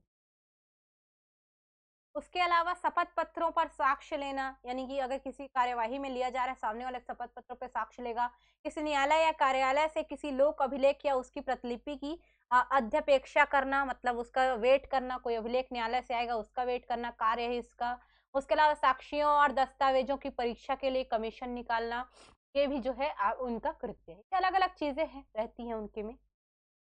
फिर इसकी उपधारा 3 है, आयोग को किसी मामले में ऐसे मजिस्ट्रेट को भेजने की शक्ति होगी जिससे उसका विचारण करने की अधिकारिता है। मतलब कोई भी मामला है, आयोग चाहे तो किसी मजिस्ट्रेट को जो उसके विचारण से संबंधित अधिकार रखता है उस मजिस्ट्रेट को मामला भेज सकता है और अभियुक्त के विरुद्ध परिवाद सुनने के लिए इस प्रकार अग्रसर होगा मानो वह मामला जो है दंड प्रक्रिया संहिता के अधीन भेजा गया हो। मतलब जैसे हम किसी मजिस्ट्रेट को 1973 यानी कि 1974 की जो धारा 2 है दंड प्रक्रिया संहिता में, उसके धारा 346 के अधीन अगर हम कोई मामला भेजते हैं मजिस्ट्रेट को जो बालकों से संबंधित है, तो ऐसा ही माना जाएगा अगर किसी मजिस्ट्रेट को कोई अभियुक्त से संबंधित यानी कि कोई बाल अधिकार से संबंधित मामला भेजा जाता है, तो हम ये मानेंगे कि मजिस्ट्रेट के पास वो मामला कानून के तहत ही आया है, ऐसा नहीं माना जाएगा कि आयोग के तहत। उसके बाद जांच के पश्चात क्या क्या कार्यवाहियां की जाएगी, तो आयोग इस अधिनियम के अधीन किए गए किसी भी जांच को पूरा होने पर निम्नलिखित कार्यवाहियां कर सकेगा। यानी कि एक प्रकार से उनका अधिकार ही है कार्यवाही करने का अधिकार। जैसे जहां जांच से बालक अधिकारों के किसी गंभीर प्रकृति या अतिक्रमण का या किसी तथ्य में प्रवृत्त जो विधि कानून है उनके उपबंधों का उल्लंघन पता चल रहा है, तो वो क्या करेगा, संबंधित जो सरकार है या प्राधिकारी है उसको संबोधित करके क्या करेगा, जो भी व्यक्ति है संबंधित जो भी रहेगा जिसके ऊपर अभियोजन है उसके लिए कार्यवाहियां करेगा, और जो भी आयोग जो भी ठीक समझेगा वो सभी कार्यवाहियां करने के लिए सिफारिश कर सकेगी। मतलब ज्यादा आपको गंभीर प्रवृत्ति का लग रहा है, विधियों का भी उल्लंघन हुआ है, अतिक्रमण हुआ है, तो सरकार या जो प्राधिकारी है उसको बताएगा कि हाँ संबंधित व्यक्ति के खिलाफ कार्यवाहियां किया जाना है, कृपया इसको करने का प्रयास करें या शुरुआत करें, ये बताया जाएगा। उच्चतम न्यायालय या संबंधित उच्च न्यायालय से ऐसे निर्देशों, आदेशों या रिटों के लिए जो वह न्यायालय उचित समझे अनुरोध कर सके। मतलब ये क्या कर सकेगा, रिट जारी करने के लिए अनुरोध कर सकेगा। उसके अलावा पीड़ित व्यक्ति या उसके कुटुंब के सदस्यों को ऐसी तत्काल अंतरिम सहायता मंजूर करने की जो आयोग उचित समझे संबद्ध सरकार या प्राधिकारी की सिफारिश कर सकेगा। मतलब जो है ये आयोग है वो अगर समझता है कि जो व्यक्ति है पीड़ित उसके कुटुंबों को जो कुटुंब है उनके परिवार के सदस्य को अंतरिम सहायता दी जानी है तो इसके लिए भी वो सिफारिश करता है। हाँ भैया सामने वाले को जरूरत है, आप जो है उसको दो मदद, जो है तो मदद करना हो, कोई आदेश पे जो है तुरंत कार्यवाही करना हो, या बच्चों के अधिकार जहाँ पे हनन हो रहा है उस पर तुरंत कार्यवाहियों का क्रियान्वयन करना हो, सारे काम कर सकते हैं। धारा 16 बताती है आयोग जो है वार्षिक रिपोर्ट कैसे जो है कहाँ पे देगा। अगर आप शुरुआत की धारा जो है केंद्र के संबंध में पढ़ते हो तो आपको राज्य का समझ, जैसे इसमें बोला है आयोग केंद्र सरकार को और संबद्ध राज्य सरकारों को वार्षिक रिपोर्ट जो है प्रस्तुत करे। मतलब केंद्र का जो है वो भी क्या करेगा, खुद भी रखेगा, केंद्र को भी दिखाएगा, राज्य सरकारों को भी दिखाएगा, और किसी भी समय ऐसे विषय पर उसकी राय में इतना अति आवश्यक या महत्वपूर्ण है कि उसको वार्षिक रिपोर्ट प्रस्तुत किए जाने तक स्थगित नहीं किया जाना चाहिए, विशेष रिपोर्ट प्रस्तुत कर। मतलब ये चाहे तो केंद्र सरकार को या राज्य सरकार को या किसी भी समय ऐसे विषय पर अगर उनसे राय लेना है तो भी क्या कर सकता है, वो रिपोर्ट प्रस्तुत कर। मतलब आयोग स्वयं से भी कर सकता है या उसको केंद्र से राय लेना है या राज्य से राय लेना है तो भी धारा 16 के अधीन वो रिपोर्ट दे सकता है।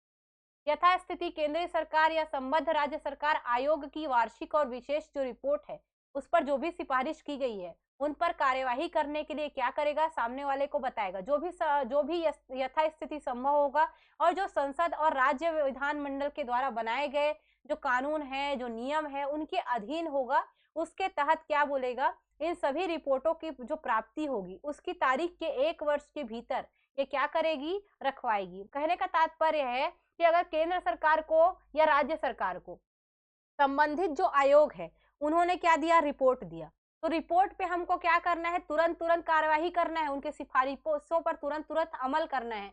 तो इसके लिए जरूरी क्या है, संसद के नियम और विधान के जो उपमंडल के जो नियम के अधीन है तो हमको ये कार्यवाहियां रखनी किस पे है, संसद और विधानमंडल पे ही रखनी है। तभी तो हमको पता चलेगा ना क्या ये विधि के अनुकूल है या नहीं। ये पता कैसे चलेगा, जब हम संसद में रखेंगे, विधानमंडल में। जैसे केंद्र को रिपोर्ट प्राप्त होगी तो केंद्र रिपोर्ट संसद में रखवाएगा धारा 16 के अधीन, और राज्य विधानमंडल में रखवाएगा अपना रिपोर्ट धारा 16 के अधीन। ये कौन सा रिपोर्ट है, जो केंद्र सरकार देगी या केंद्र का बोल सकते हो आयोग देगी, वही रिपोर्ट है। वार्षिक रिपोर्ट ऐसे प्रतिरूप या रीति में तैयार की जाएगी जिसमें उसमें ब्यौरे अंतर्विष्ट होंगे जो केंद्र सरकार द्वारा विहित किए जाए। सारे ब्यौरे रहेंगे जो केंद्र सरकार जो है वहां पे निर्दिष्ट किया रहेगा, और सारे ब्यौरे उस वार्षिक रिपोर्ट पे रहेगी। इनकी भाषाएं थोड़ी कठिन होती है, अपने से अगर आप पढ़ सकते हो तो ठीक है, नहीं तो मेरी वीडियो को पूरा देखिएगा, आपको थोड़ा बहुत तो समझ में आ ही जाएगा एग्जाम में। चलिए अध्याय 4 पे आते हैं, राज्य का बालक अधिकार संरक्षण है। राज्य में कैसे गठन होगा, तो याद रखना कुछ नहीं करना है, जहां पे आपने केंद्र सरकार पढ़ा था यहाँ पे राज्य सरकार याद रखेगा, यही पूरा क्या करेगा, गठन करवाएगा, और नाम में बस आ जाएगा राज्य बालक अधिकार संरक्षण आयोग, और कुछ नहीं होगा। उसके अलावा किससे किससे मिलकर बनेगा ये चीजें देख लीजिए, इसमें भी पॉइंट थोड़ा सेम ही है। इसमें भी जो है 1+7 ही रहेगा, यानी कि एक अध्यक्ष रहेगा और 6 सदस्य रहेंगे जिसमें 2 स्त्रियां रहेंगी। सेम है, किस किस क्षेत्र में उनको क्या करना चाहिए, मतलब योग्यता श्रेष्ठता होनी चाहिए, देख लीजिए यहाँ पे सेम दिया गया है जैसे केंद्र में, तो हम इस पे टाइम वेस्ट नहीं करेंगे, सेम दिया है तो।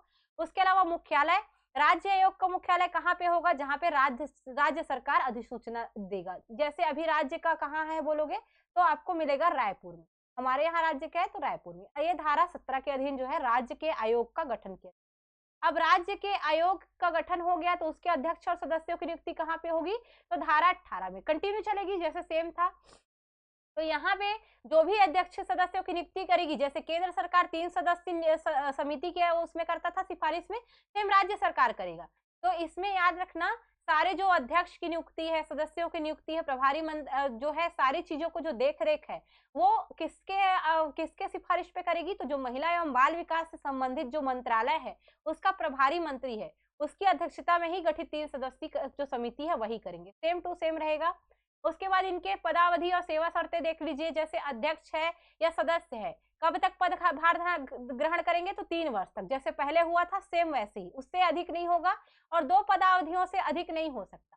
साथ ही अध्यक्ष है तो 65 वर्ष की आयु तक कर सकता है, सदस्य है तो 60 वर्ष की आयु तक, इससे ज्यादा होगा तो नहीं कर सकेगा। अब यहीं पे पचड़ा फंसा था जो हमारे छत्तीसगढ़ का था, तो इसको आप देख लीजिएगा। जो वर्तमान में जो अध्यक्षा है हमारी, उनपे एक केस जो है याचिका गई थी, तो बाद में विधि मानने वाला जो पॉइंट है वो फिर लागू हो गया, समझ। अध्यक्ष या कोई सदस्य राज्य सरकार को संबोधित कर अपना क्या कर सकता है, किसी भी समय त्याग पत्र दे सकता है। तो राज्य का हम लोग जल्दी जल्दी करें क्योंकि सेम है, बस केंद्र की जगह राज्य लगाना है। अध्यक्ष और सदस्यों का वेतन भत्ता किस पे होगा, तो वही जो राज्य सरकार क्या करेगा, विहित करेगा। उसके अलावा इसमें कोई भी अलाभकारी परिवर्तन नहीं किए जा सकते, ये 20 में बताएगा। ध्यान रखना 21 में क्या बताएगा, और जो राज्य आयोग के सचिव, अधिकारी, अन्य कर्मचारी होंगे कौन है वो बताएंगा। तो राज्य सरकार, जैसे वहां पे केंद्र सरकार करी थी, यहाँ पे राज्य सरकार। राज्य सरकार जैसे वहां पे जो है आपको दिखा होगा सचिव का जो दिया था, वैसे ही यहाँ पे राज्य सरकार का जो सचिव रहता है उसी की पंक्ति के बराबर का अधिकारी होगा, उससे नीचे के अधिकारी को हम सचिव नियुक्त नहीं कर सकेंगे। राज्य सरकार के जो सचिव होते हैं उसके बराबर का अधिकारी होगा, ये ध्यान रखना। उसके अलावा जो भी जो सचिव होगा, जो बैठेगा, वो सारे क्रियाकलापों को देख रेख करने की उसकी शक्ति प्राप्त होगी, उनको कर्तव्यों का वहन करने के लिए पूरी जो शक्तियां हैं वो राज्य सरकार देगी, ये ध्यान रखिएगा। उसके अलावा इनका जो वेतन है, भत्ता, वो भी राज्य सरकार जैसा निर्धारित किया है उसी के तहत दिया जाए। तो वेतन भत्ते किसके अधीन होंगे, यहाँ पे देख लीजिए। तो यहाँ पे अध्यक्ष और सदस्यों के जो संदेह वेतन और भत्ते हैं, जैसे हमने बताया था, तो धारा 21 में जो निर्दिष्ट सचिव है, अधिकारी, कर्मचारी, वो सारे भी उसमें शामिल हो गए। जितने अध्यक्ष सदस्य है वो भी शामिल हो गए। इन सब का वेतन होगा धारा 28 की उपधारा 1 में। जब केंद्र की बात किए थे तो धारा 27 की उपधारा में लिए थे हम लोगों ने, यहाँ पे धारा 28 में लेंगे। तो दोनों को ध्यान रखिएगा। केंद्र सरकार का जब अनुदान था तो धारा 27 जब केंद्र वालों को देते थे, धारा 28 में राज्य सरकार का अनुदान है, तो यहाँ से हमको राज्य सरकार के जो आयोग है, राज्य शासन के आयोग है, उनके लिए वेतन भत्ते धारा 22 के अंतर्गत मिलेंगे। दोनों को कंपेयर करके पढ़िएगा, बेटर समझ में आए।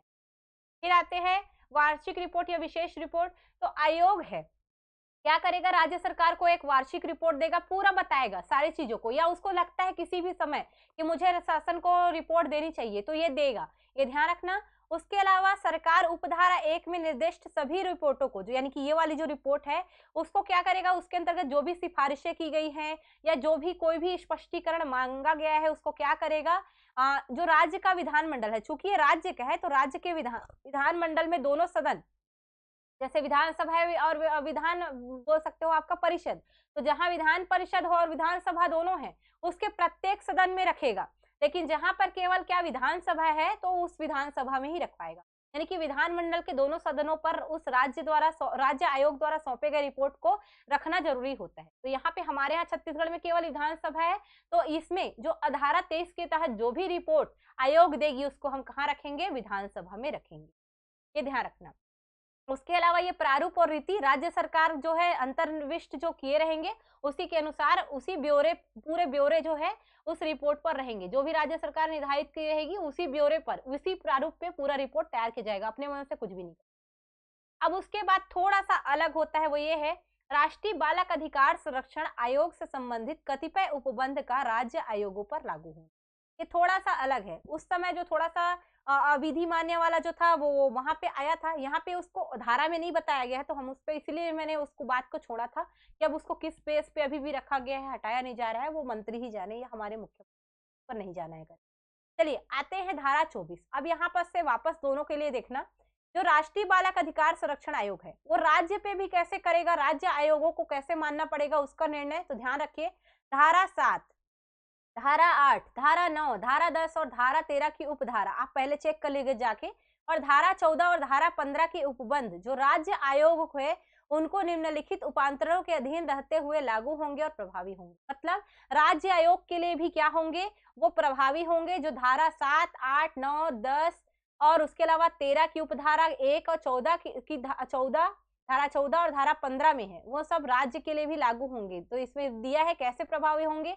आयोग के प्रति निर्देशों का यह अर्थ लगाया जाएगा कि वो राज्य आयोग के प्रति निर्देश है। मतलब जो भी आदेश केंद्र लागू करेगा, केंद्र का आयोग, ऐसा नहीं है कि केवल वो किसके लिए है, उनके लिए बस है कि या केंद्र बस के लिए, वो राज्य के लिए भी रहेगा। केंद्र सरकार के प्रति निर्देशों का यह अर्थ समझा जाएगा कि वे राज्य सरकार के प्रति भी हैं। जो केंद्र के लिए है वो राज्य के लिए भी रहेगा। सदस्य सचिव के प्रति अगर कोई निर्देश लाया जाता है तो ऐसा माना जाएगा वो राज्य के सचिव के प्रति भी। मतलब चाहे वो केंद्र आयोग के प्रति हो, चाहे वो केंद्र सरकार के प्रति हो, चाहे वो किसके केंद्र के सचिव के प्रति हो, उन तीनों में ही ये भी माना जाएगा कि वो राज्य आयोग के अध्यक्ष मतलब राज्य आयोग के प्रति भी है, राज्य सरकार के प्रति भी है, राज्य सचिव के प्रति है। अगर आप नहीं समझ पा रहे हो तो ये समझना, धारा 7, 8, 9, 10, 13 और 14 और 15 इसमें जो भी चीजें बताई गई है, जो भी केंद्र आयोग से संबंधित जो बातें बताई गई है, वो एज इट इज राज्य आयोग पर भी लागू होगा। अगर वो आयोग के संबंधित दिशा निर्देश है तो राज्य आयोग पर होगा। सरकार का है, केंद्र सरकार के प्रति है तो राज्य सरकार के प्रति भी होगा। सदस्य सचिव के प्रति है तो वो किसके प्रति होगा, राज्य की जो सचिव है उसके प्रति भी होगा। अब आते हैं अध्याय 5 पे, जो बालक न्यायालय है, जहां से मुझे लगता है क्वेश्चन आ सकता है। बालक न्यायालय क्या होता है जान लीजिए। राज्य सरकार बालकों के विरुद्ध अपराधों या बालक अधिकारों के अतिक्रमण के अपराधों के त्वरित विचारण करने को उपबंध करने के प्रयोजन के लिए उच्च न्यायालय के मुख्य न्यायमूर्ति की सहायता से अधिसूचना द्वारा उक्त अपराधों का विचारण करने के लिए राज्य में कम से कम एक न्यायालय को या प्रत्येक जिले में किसी सेशन न्यायालय को बालक न्यायालय के रूप में निर्दिष्ट कर सकेगी। परंतु इस धारा की कोई बात तब लागू नहीं होगी जब तत्समय प्रवृत्ति किसी अन्य विधि के अधीन ऐसे अपराधों के लिए कोई सेशन न्यायालय पहले से हो या विशेष न्यायालय के रूप में निर्दिष्ट हो या कोई विशेष न्यायालय पहले से गठित। बालक न्यायालय क्या होगा, तो राज्य सरकार क्या करेगी, सिफारिश करेगी या बोल सकते हो एक प्रकार से एक विशेष न्यायालय की एक प्रकार से मांग करेगी। और मांग किससे करेगी, तो उच्च न्यायालय के मुख्य न्यायमूर्ति से, उसी के सहमति से एक बालक न्यायालय स्थापित करने का प्रयास करेगी। ये न्यायालय या तो राज्य में एक हो सकता है या तो प्रत्येक जिले में किसी एक सेशन न्यायालय को ही हम क्या बना देंगे, बालक न्यायालय बना देंगे।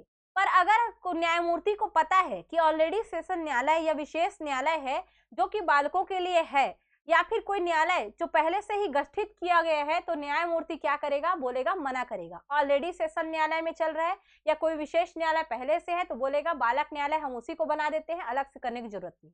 लेकिन अगर बालक न्यायालय की मांग होगा तो उच्च न्यायालय यानी कि हाई कोर्ट के मुख्य न्यायमूर्ति की सहमति से राज्य में एक या प्रत्येक जिले में किसी सेशन न्यायालय को हम बालक न्यायालय घोषित कर सकते हैं। तो याद रखना किससे अनुमति लेगा और किसको घोषित किया जाना है, राज्य में एक या किसी सेशन न्यायालय को। विशेष लोक अभियोजक क्या होंगे इस अधिनियम के तहत, ये भी याद रख लीजिए। विशेष लोक अभियोजक हो सकता है क्वेश्चन पूछ दे। राज्य सरकार प्रत्येक बालक न्यायालय के लिए अधिसूचना द्वारा एक लोक अभियोजक निर्दिष्ट करेगी या किसी ऐसे अधिवक्ता को जिसने कम से कम 7 वर्ष तक अधिवक्ता के रूप में विधि व्यवसाय किया हो, उस न्यायालय के मामलों के संचालन और प्रयोजन के लिए विशेष लोक अभियोजक के रूप में नियुक्त करेगी। यानी कि जो बालक न्यायालय है वहां पे अगर हमको किसी को बैठाना है अभियोजक के रूप में, जो कार्य करेगा, जो क्या पूरा सुनवाई करेगा, तो हम किसको बैठा सकते हैं, ऐसे अधिवक्ता को जो कम से कम 7 वर्ष तक अधिवक्ता के रूप में विधि व्यवसाय किया हुआ हो। तो ये पूरा किस पे आएगा, विशेष लोक अभियोजक। 25 का जो बालक न्यायालय है और 26 का विशेष लोक अभियोजक, दोनों बहुत इंपॉर्टेंट है, ध्यान। अध्याय 6 पे आ गए हम, वित्त लेखा और संपरीक्षा। थोड़ा क्लास लंबा है पर ध्यान रखिएगा, आपके लिए इंपॉर्टेंट है। केंद्रीय सरकार का द्वारा जो अनुदान है, धारा 27 में देख लीजिए, धारा 27 की उपधारा 1 के अधीन दिया जाता था। तो देख लो क्या है, केंद्र सरकार संसद द्वारा इस निमित्त क्या बनाएगा, विधि बनाएगा। इसी के तहत जो है आयोग के अनुदानों के रूप में ऐसी धनराशियां जो है संदाय करेगी, मतलब प्रदान करेगी, जो केंद्रीय सरकार इस अधिनियम के प्रायोजनों के लिए उपयोग किए जाने के लिए ठीक समझे। मतलब केंद्र सरकार को लगता है कि हमको आयोग को निम्नलिखित कार्य के लिए कोई पैसा देना है, तो ये केंद्र सरकार संसद द्वारा नियम बना के पहले ही बता देगी कि उपयुक्त कार्य कौन कौन से होंगे जिसके लिए पैसा हम देंगे। और आयोग इस अधिनियम के अधीन कृत्यों का पालन करने के लिए ऐसी धनराशियां खर्च कर सकेगा जो वो ठीक समझे, और ऐसी राशियां उपधारा 1 में निर्दिष्ट अनुदानों में से संदेय व्यय मानी जाएगी। मतलब धारा 27 में केंद्र सरकार क्या देगा, अनुदान देगा, जिसके लिए वो संसद में क्या बनाएगा, एक विधि बनाएगा। उस विधि में पूरा बताया जाएगा कहाँ पे कितनी राशियां वो खर्च कर सकता है। तो आयोग अपना खुद के स्वविवेक से उन धनराशियों को जहां पे उसको ठीक लगता है, तो उपधारा 1 के अधीन रहते हुए ही वो क्या कर सकता है, खर्च कर सकता है। सेम ये रहेगा राज्य सरकारों को जो अनुदान होगा, तो ये 28 में दिया है तो राज्य सरकार अपना करेगी, और ये इसके लिए कानून कौन बनाएगा, राज्यों के लिए अगर अनुदान देना है तो विधानमंडल या विधानसभा, या बोल सकते हो जहां पे केवल विधानसभा है वहां विधानसभा, तो आप लेकिन विधानमंडल ही यूज करोगे क्योंकि दोनों को माना जाता है, विधान परिषद और विधानसभा मिलकर ही विधानमंडल बनता है। तो अगर केंद्र सरकार करेगी तो संसद नियम बनाएगी, राज्य सरकार करेगी तो विधानमंडल, सेम टू सेम ही है, कोई दिक्कत नहीं है। उसके अलावा राज्य आयोग इस अधिनियम के अध्याय 3 के अधीन कृत्यों का पालन करने के लिए ऐसी धनराशियों का खर्च कर सकेगा जो ठीक समझे। अध्याय 3 में जो इसके लिए कृत्य बताए गए थे राज्य आयोग के लिए, उसके अधीन कर सकता है। और ये पूरा उपधारा 1 यानी कि जो विधानमंडल में बनाए गए कानून है उनके दायरे में रखकर ही हम मानेंगे क्या कि राज्य सरकार के अनुदान से ही वो व्यय हुआ है। केंद्र है तो केंद्र नियम बनाएगा, संसद नियम बनाएगी, राज्य है तो विधानमंडल नियम बनाएगा, और जो भी खर्च आयोग करेगा वो इन्हीं धाराओं के अधीन रहते हुए करेगा। उसके बाद 29 है आयोग के लेखा और संपरीक्षा। आयोग मतलब यहाँ पे केंद्र से संबंधित है, याद रखना धारा 29 और धारा 30 ये दोनों ही सेम टू सेम है, कोई अंतर नहीं है। बस आपको जहाँ पे आयोग लिखा है वहां पे धारा 29, जहाँ पे आयोग लिखा है वहां पे धारा 30 में जाओ के आपको राज्य आयोग कर देना है। राज्य आयोग हो या केंद्र आयोग है, दोनों का बता देती हूँ मैं। जैसे यहाँ पे आयोग का लेखा एवं संपरीक्षा मतलब केंद्र की बात कर रहे हैं। केंद्र आयोग उचित लेखा या अन्य सुसंगत अभिलेख जो रखेगा या लेखाओं का वार्षिक विवरण कुछ प्रारूप में जो तैयार करेगा, उस जो केंद्र सरकार भारत के महान नियंत्रक एवं महालेखा परीक्षक जो रहते हैं उनके परामर्श पर विहित कर सके। मतलब आयोग क्या करेगा, जितने भी लेखाएं देगा, जो भी अभिलेख देगा या कोई वार्षिक रिपोर्ट देगा, उसको जो केंद्र सरकार भारत के जो नियंत्रक एवं महालेखा परीक्षक है उसके परामर्श से विहित करेगा। उनके परामर्श से ही पूरा चीजों पर जो है जांच परीक्षा की जाएगी। आयोग के लेखाओं की संपरीक्षा करनी हो नियंत्रक महालेखा परीक्षक द्वारा ऐसे अंतरालों पर की जाएगी जब उसके द्वारा विनिर्दिष्ट किए जाए, और ऐसी संपरीक्षा के संबंध में उपगत कोई व्यय आयोग द्वारा नियंत्रक महालेखा परीक्षक को संदेह। कहने का मतलब है आयोग अगर करवाता है, कोई लेखा परीक्षण करता है या किसी के समक्ष रखता है, अभिलेख जब रखता है, पूरा नियंत्रक एवं महालेखा परीक्षक के परामर्श पर ही कार्य होगा।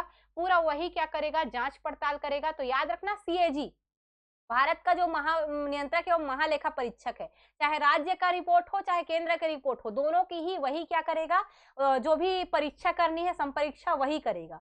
और याद रखना इस नियंत्रक एवं महालेखा परीक्षक द्वारा जो भी समय निर्दिष्ट किए जाएंगे उसी पर यह संपरीक्षा होगी, और इसके लिए जो भी व्यय है वो आयोग द्वारा देय होगा। आयोग ही क्या करेगा, नियंत्रक महालेखा परीक्षक को देय करेगा। नियंत्रक महालेखा परीक्षक और इस अधिनियम के अधीन रहते हुए आयोग के लेखाओं की संपरीक्षा के संबंध में उसके द्वारा नियुक्त किसी भी व्यक्ति द्वारा उस संपरीक्षा के संबंध में वे ही अधिकार और विशेषाधिकार अथवा प्राधिकार प्राप्त होंगे जो नियंत्रक महालेखा परीक्षक को साधारणतः सारी सरकारी लेखाओं की संपरीक्षा के संबंध में होते हैं। विशिष्टया उसे बही लेखे संबंधित वाउचर या अन्य दस्तावेज अथवा कागज पत्र पेश किए जाने की मांग करने तथा आयोग के किसी भी कार्यालय के निरीक्षण करने का अधिकार। इतना लंबा पढ़ने से अच्छा ये जान लीजिए, आयोग है, आयोग का लेखा है, वही खाता है या किसी भी प्रकार का दस्तावेज है या वाउचर है, वो किस वहां पे जो है कौन आके करेगा। तो अगर केंद्र का आयोग का है ये सारी चीजें, तो भारत सरकार क्या, केंद्र सरकार क्या करवाएगी, सीएजी को बोलेगी, नियंत्रक एवं महालेखा परीक्षक को, कि जाओ आप वहां पे क्या करो, संपरीक्षा करो, वही संपरीक्षा करेगी। जो भी केंद्र का आयोग है, जैसे केंद्र बाल संरक्षण आयोग है, तो जो भी खर्चा होगा इन लेखा परीक्षा की संपरीक्षा में, तो नियंत्रक एवं महालेखा परीक्षक को वो क्या करेगा, जितना खर्च है व्यय है वो भी देय करेगा। उसके बाद नियंत्रक महालेखा परीक्षक या उसके द्वारा कोई भी नियुक्त किया गया अधिकारी है वो क्या करेगा, पूरे चीजों को वो उसी प्रकार से देखेगा, उसी प्रकार से संपरीक्षा करेगा, उसी प्रकार से लेखों का जांच करेगा जैसे वो बाकी चीजों की करता है। मतलब जैसा वो बाकी चीजों की करता है ना संपरीक्षा बाकी कामों की, वैसे ही इसमें भी करेगा, कोई दिक्कत नहीं है। आयोग द्वारा केंद्रीय सरकार के नियंत्रक महालेखा परीक्षक द्वारा इस निमित्त या उसके द्वारा कोई नियुक्त अन्य अधिकारी द्वारा प्रमाणित आयोग के लेखे उन पर संपरीक्षा जो रिपोर्ट है प्रतिवर्ष भेजे जाएंगे और केंद्र सरकार इन रिपोर्ट को क्या करेगा, प्राप्त होने के बाद संसद के समक्ष प्रत्येक सदन पे रखवाएगा। ये याद रखना, अगर यहाँ पे संपरीक्षा हो गई और सीएजी ने पूरा रिपोर्ट दे दिया संपरीक्षा करके, तो उसको शीघ्र से शीघ्र केंद्र सरकार क्या करेगी, संसद के समक्ष रखेगी, या संसद के दोनों सदनों के समक्ष बोल दीजिए, राज्यसभा और आपका लोकसभा के लिए। सेम धारा 30 में ऐसा ही किसके लिए है, राज्य के आयोग के लिए। क्योंकि आपको पता होगा राज्य सरकार में सीएजी नहीं होता, तो ये भारत का नियंत्रक महालेखा परीक्षक भी राज्य आयोग के संबंध में जितनी भी लेखाएं हैं सबको क्या करेगा, छानबीन करेगा, और ये पूरा जो भी व्यय होगा इस पे वो राज्य आयोग उठाएगा। और राज्य आयोग जो कि नियंत्रक एवं महालेखा परीक्षक होगा, वो क्या करेगा, पूरा जो है दूसरे जैसा वो जांच पड़ताल करता है वैसे ही जांच पड़ताल राज्य के लेखों का भी करेगा। उसके बाद क्या करेगा, वो राज्य आयोग को दे देगा। राज्य आयोग क्या करेगा, राज्य सरकार के माध्यम से इसको क्या करवाएगा, यथाशीघ्र जो है विधानमंडल के समक्ष रखवाया जाएगा। याद रखना, जैसे केंद्र है तो केंद्र किसके समक्ष रखवाया था, तो संसद के समक्ष इस रिपोर्ट को, जो महालेखा नियंत्रक जो है, नियंत्रक एवं महालेखा परीक्षक यानी कि सीएजी, बहुत बड़ा नाम रहता है, बोलने में तकलीफ जाता है थोड़ा, तो सीएजी है, सीएजी जो रिपोर्ट देगा वो राज्य सरकार तुरंत विधानमंडल के समक्ष रखवाएगी। और केंद्र का आयोग के संबंधित रिपोर्ट है तो केंद्र सरकार तुरंत क्या संसद के दोनों सदनों के समक्ष रखवाएगी। तो याद रखना, धारा 29 में राज्य की रिपोर्ट रहेगी, केंद्र की रिपोर्ट रहेगी, जो केंद्र सरकार सीएजी के पूरे सिफारिशों के आधार पर जो भी उसने किया रहेगा उसको संसद में रखवाएगी। और धारा 30 राज्य का है, फिर भी सीएजी का ही पूरा काम रहेगा और इसको राज्य विधानमंडल में रखना अनिवार्य होगा। फिर आते हैं अंतिम हमारा है प्रकीर्ण। इसमें कुछ चीजें हैं जिसको देख लो, क्या पता कभी आ जाए। जैसे सद्भावपूर्वक कार्यवाही के लिए संरक्षण, सद्भावपूर्वक कार्यवाही के लिए संरक्षण दिया है, थोड़ा सा मैं नीचे कर। इस अधिनियम के तहत अधीन बनाए गए किन्हीं नियमों का अनुसरण में सद्भाव पूर्वक की गई या की जाने वाली अशहित किसी बात से संबंध में या किसी रिपोर्ट या कागज पत्र केंद्रीय सरकार, राज्य सरकार, आयोग या राज्य आयोग के प्राधिकार या उसके अधीन किसी प्रकाशन के संबंध में कोई भी वाद, अभियोजन या अन्य विधिक कार्यवाहियां केंद्रीय सरकार, राज्य सरकार, आयोग, राज्य आयोग या उसके किसी सदस्य अथवा केंद्रीय सरकार, राज्य सरकार, आयोग या राज्य आयोग के निर्देशाधीन कार्य करने वाली किसी व्यक्ति के विरुद्ध नहीं।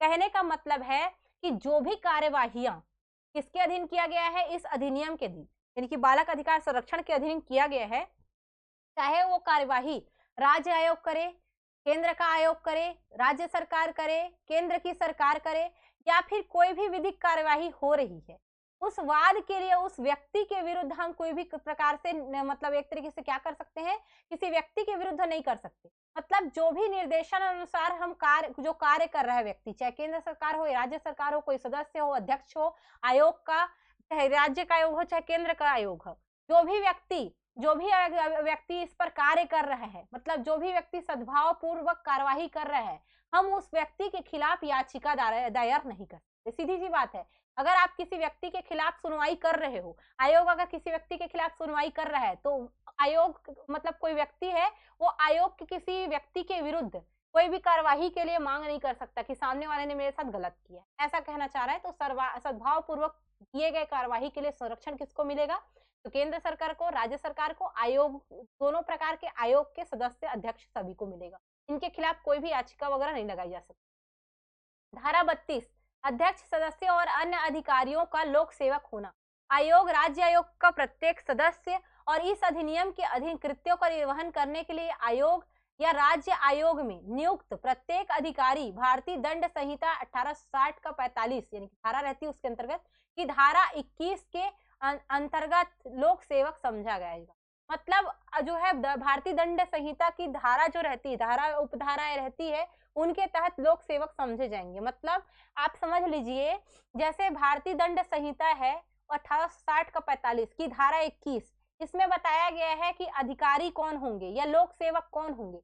तो जहां पे आयोग है, आयोग मतलब संबंध है केंद्र के आयोग से और राज्य आयोग, इनके प्रत्येक जो सदस्य है, अध्यक्ष को मिलाकर ही जब ये अपने अधीन जो है कृत्यों का निर्वहन करेंगे, तो हम यहाँ पे जो भी अधिकारी इन्वॉल्व होंगे उनको क्या माने जाएंगे, हम लोक सेवक ही माने जाएंगे। तो ये याद रखिएगा। धारा 33 केंद्रीय सरकार द्वारा निर्देश, तो आयोग इस अधिनियम के अधीन अपने कृत्यों का निर्वहन करने के लिए राष्ट्रीय प्रयोजनों से यदि केंद्रीय सरकार और आयोग के बीच इस बारे में कोई विवाद उत्पन्न होता है या कोई प्रश्न राष्ट्रीय प्रयोजन से संबंधित नीति विषयक प्रश्न है या नहीं, उस पर केंद्रीय सरकार का निश्चय अंतिम होगा।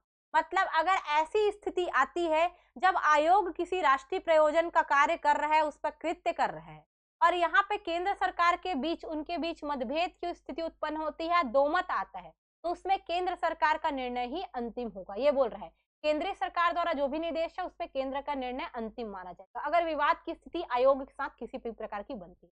धारा 34 विवरणिया या जानकारी, जो भी विवरण है वो दिया गया है। आयोग केंद्रीय सरकार द्वारा अपने उन क्रियाकलापों के संबंध में ऐसी विवरण या जानकारी प्रस्तुत करेगा जिसकी केंद्र सरकार समय समय पर अपेक्षा करे। मतलब जानकारी आयोग किसको देगा? केंद्र सरकार को देगा जब भी उससे मांगा जाएगा। धारा 34 आएगा। धारा 35 केंद्रीय सरकार के नियम बनाने की शक्ति। केंद्र सरकार इस अधिनियम के उपबंधों को कार्यान्वित करने के लिए नियम बना सकती है, अधिसूचना द्वारा वो बता सकती है। विशिष्टता और पूर्वगामी शक्ति की व्यापकता पर प्रतिकूल प्रभाव डाले बिना ऐसे नियम निम्नलिखित सभी या किन्हीं विषयों के लिए उपबंध किया जा सकेगा। मतलब जो पहले ही चल रही थी, कोई विधि चल रही थी, कानून चल रहा था, उस पर हम प्रतिकूल प्रभाव डाले ही बिना ही नया क्या बना सकते हैं? नियम, अधिनियम, उपनियम बना सकते हैं।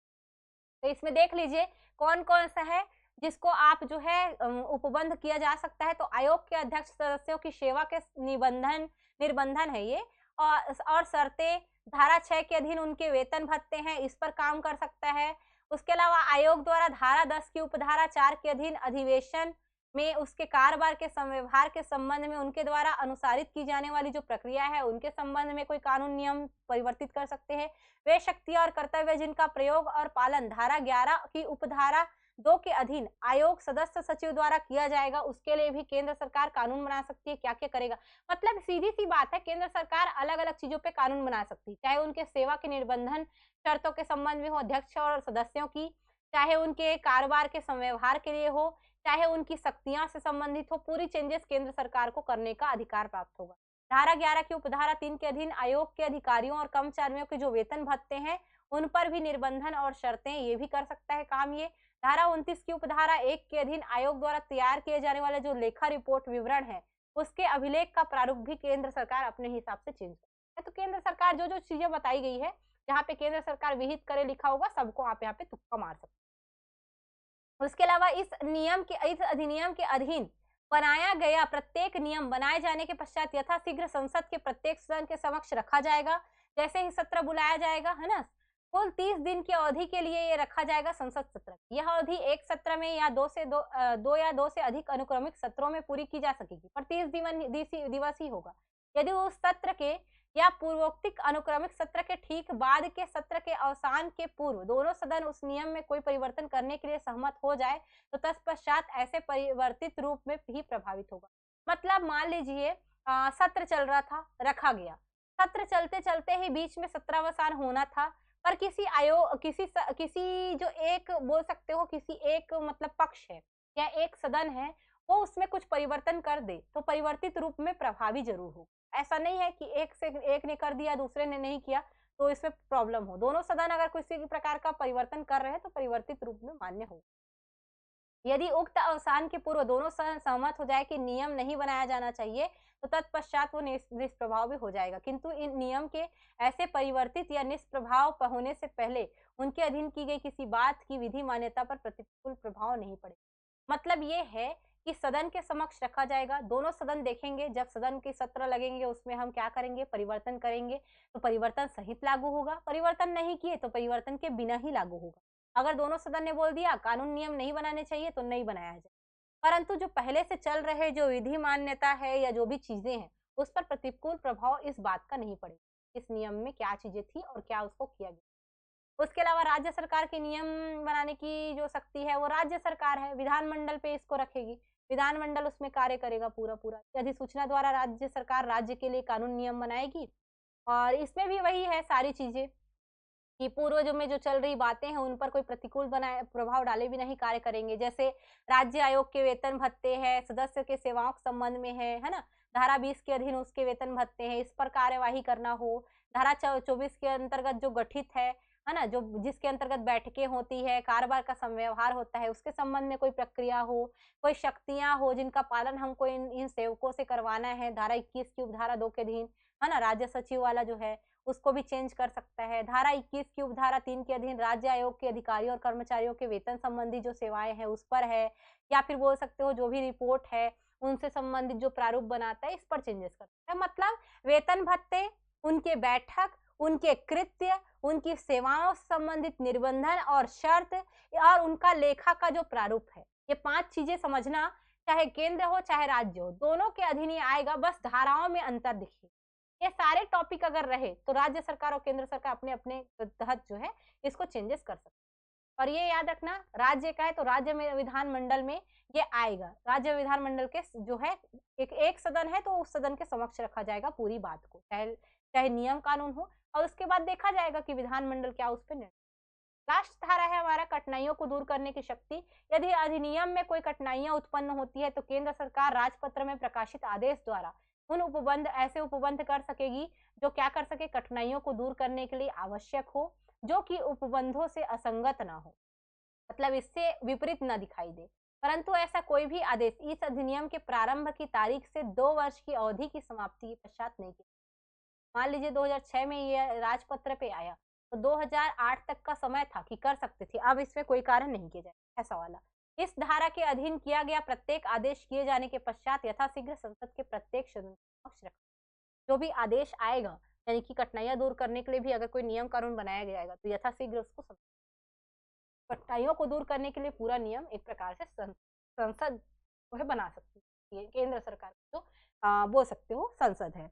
तो ये था कुछ पॉइंट में आपको थोड़ा सा झोल टाइप का लगा होगा, मतलब दिमाग में नहीं जा रहा है, दिमाग में नहीं जा रहा है। दोबारा वीडियो को देखें या एक बार खुद से पीडीएफ को पढ़ने का प्रयास करेंगे। इसका पीडीएफ हम लोग दे देंगे, यथाशीघ्र हम लोग भी इसको प्रोवाइड करने का प्रयास करेंगे और बिल्कुल इसको पढ़िएगा।